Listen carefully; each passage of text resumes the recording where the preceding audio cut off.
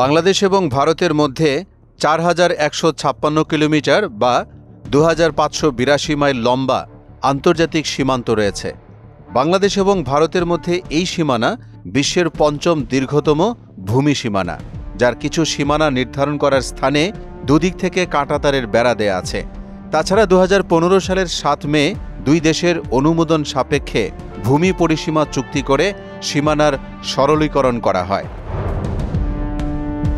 সম্প্রতি সীমান্তে অসুরক্ষিত এলাকাগুলিতে বৈদ্যুতিক নজরদারির জন্য সমন্বিতভাবে ব্যবস্থা নেওয়া হয়েছে।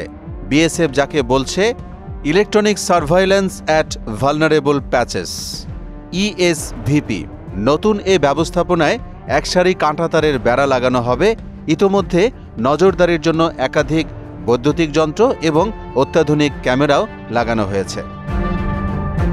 ইতোমধ্যে ভারতের উত্তর ২৪ পরগনা জেলার দুটি অঞ্চলে সীমান্ত প্রহরায় নতুন বেশ কিছু ব্যবস্থা নিচ্ছে দেশটির সীমান্তরক্ষী বাহিনী বিএসএফ, যার একটির বিপরীতে বাংলাদেশের যশোর, অন্যদিকে সাতক্ষীরা জেলা রয়েছে। বিএসএফের দক্ষিণ বঙ্গ ফ্রন্টিয়ারের প্রায় ৩৬৩ কিলোমিটার নদী সীমান্ত। ফ্রন্টিয়ারের ৯০০ কিলোমিটারেরও বেশি এলাকার মধ্যে প্রায় ৪০০ কিলোমিটারে চিরাচরিত কাঁটাতারের বেড়া দেয়া গেছে। বাকি প্রায় অর্ধেক এলাকায় এখনও কাঁটাতারের বেড়া দেয়া সম্ভব হয়নি।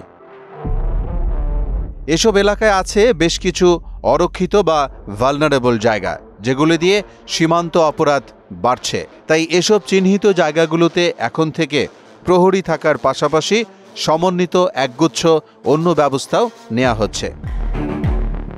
আবার সীমান্ত লাগোয়া ১৫০ মিটার বসতি খালি করে দিয়ে সেখানকার মানুষদের অন্যত্র জমি দেওয়ারও চলছে আলোচনা। আর খালি করে দেওয়ার পরেই সেখানে চালু হবে ইএসভিপি ব্যবস্থাপনা। সীমান্ত পাহারায় নতুন এ ব্যবস্থাপনা নিরাপত্তায় বিশেষ ভূমিকা পালন করবে, এমনটাই প্রত্যাশা সবার। মোহাম্মদ ওয়ালিউল্লাহ, মোহনা ডিজিটাল।